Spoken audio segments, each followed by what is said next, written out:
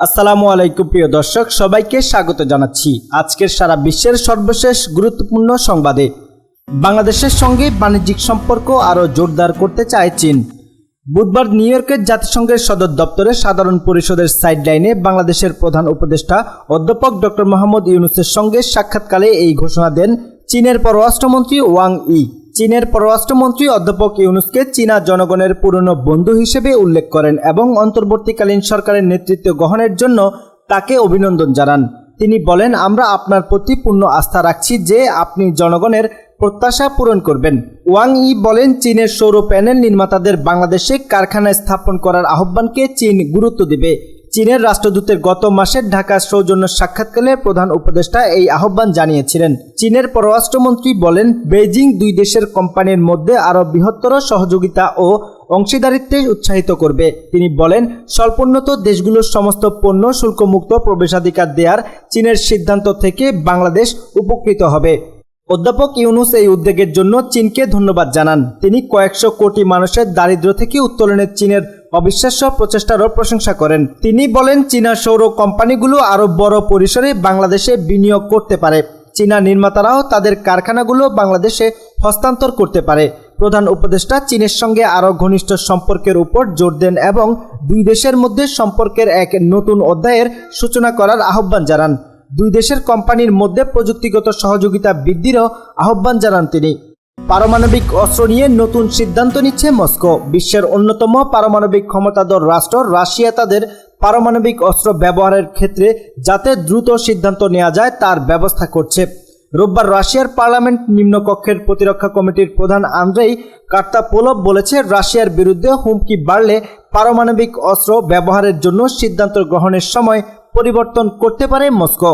দেশটির রাষ্ট্রীয় সংবাদ সংস্থা RIA এ তথ্য জানিয়েছে। ইউক্রেন যুদ্ধ 1962 সালের কিউবান ক্ষেপণাস্ত্র সংকটের পর রাশিয়া ও পশ্চিমা দেশগুলোর মধ্যে সবচেয়ে বড় সংঘাতের সূচনা করেছে। গত মাসেই রুশ প্রেসিডেন্ট ভ্লাদিমির পুতিন বলেছিলেন, পারমাণবিক অস্ত্র ব্যবহারের জন্য রাশিয়া তাদের নীতিতে পরিবর্তন আনতে পারে। কার্তাপোলভ একসময় সিরিয়ান রাশিয়ান বাহিনীর কমান্ডার ছিলেন। বর্তমানে তিনি ক্ষমতাসীন ইউনাইটেড রাশিয়ান পার্টির একজন আইন প্রণেতা। তিনি বলেন, পারমাণবিক অস্ত্র ব্যবহারের নীতিমালায় নির্দিষ্ট পরিবর্তন সম্পর্কে কথাবার্তা এখনও প্রাথমিক পর্যায়ে। রাশিয়ার 2020 সালের পারমাণবিক নীতিমালা অনুযায়ী ব্যাপকভাবে পারমাণবিক বা গণবিধ্বংসী অন্যান্য অস্ত্রের হামলার মুখে পড়লে তার প্রতিক্রিয়া হিসেবে বা প্রচলিত অস্ত্রের হামলায় যখন রাষ্ট্রের অস্তিত্ব হুমকির মুখে পড়লেই কেবল একজন প্রেসিডেন্ট পারমাণবিক অস্ত্র ব্যবহার করার কথা বিবেচনা করতে পারেন।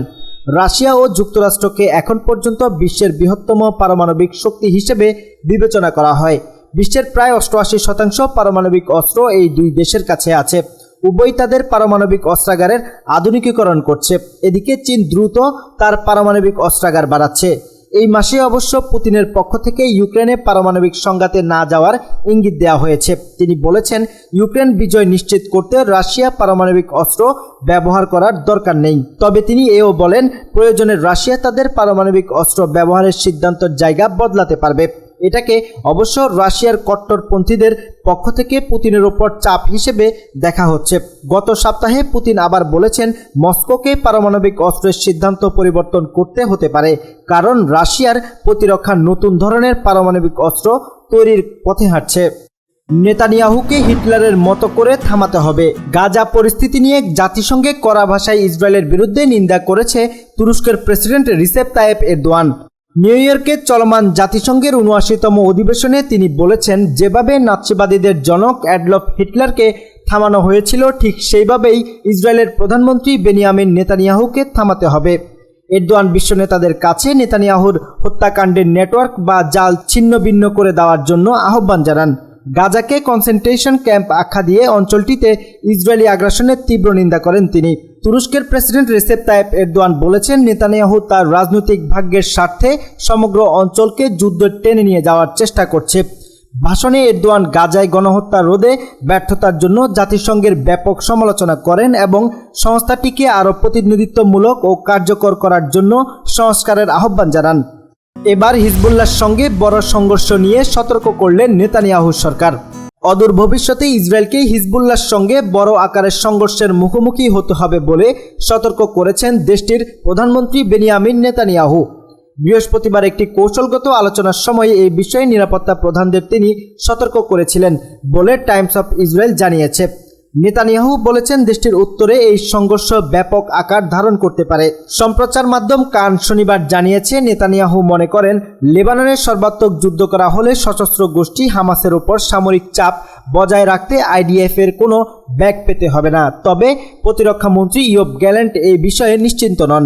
চ্যানেল 13-এর খবরে বলা হয়েছে নেতানিয়াহু মনে করেন হিজবুল্লাহর সঙ্গে একটি অনিবার্য সর্বাত্মক সংঘর্ষের দিকে ধাবিত হচ্ছে ইসরায়েল।